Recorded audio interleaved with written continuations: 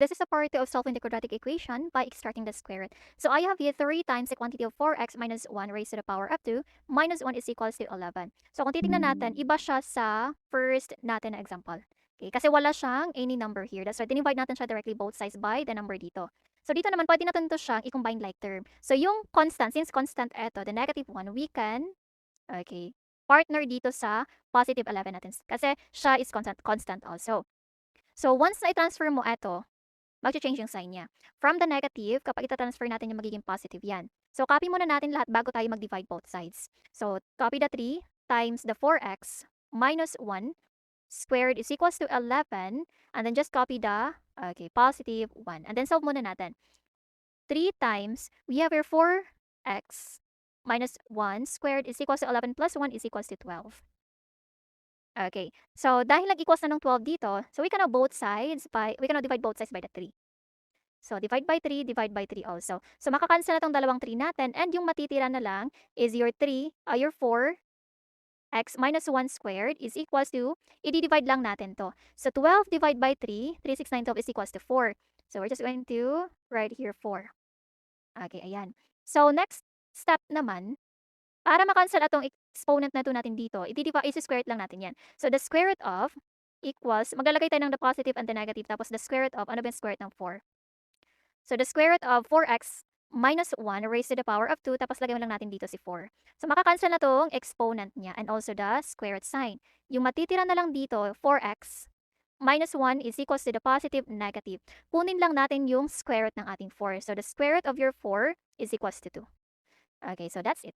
Eto na yung gagamitin natin. Okay? So, we can use this para makuha yung positive and negative side niya.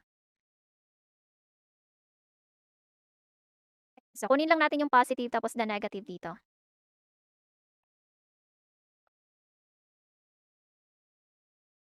So, we have here 4x minus the 1 is equals to the positive, negative.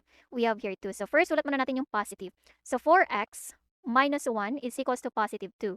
Sa kabila naman, negative. 4x minus 1 is equals to negative 2. So, ngayon naman, we can combine like terms. So, kagaya ng first step natin kanina, nag-combine like term tayo. So, the negative 1, transfer natin yun dito para ma-solve natin. The negative 1 also, transfer here. And, take note, kapag mag-transfer ka, mag-change talaga yung sign. So, from the negative 1, ita-transfer natin, magiging positive. So, copy 4x and then equals, mauna yung 2 kasi nauna siya dyan, followed by the plus 1. The same also dito, 4x na lang matitira, is equals nauna yung negative 2. And then, itatransfer yung negative, magiging positive 1. So, ngayon naman, 4x is equals to 2 plus 1 is equals to 3. So, 4x is equals to, meron tayong negative tapos positive dito. Kapag different yung sign, ibig sabihin magma-minus tayo. So, 2 minus 1 is equals to 1.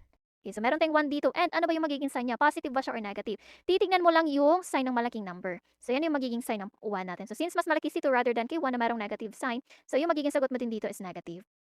Okay, next. Para x na yung matitira dito, yung 4, gagawin natin yung denominator ng 3. Yung 4, gagawin natin yung denominator ng ating negative 1. So, x na lang matitira is equals to 3 over the 4.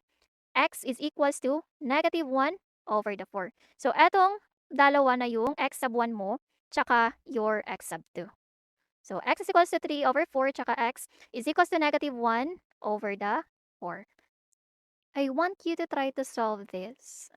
So, every 2 times the quantity of 3x minus 2 raised to the power of 2 minus 4 is equals to 14. Okay, so try to answer and just comment down below.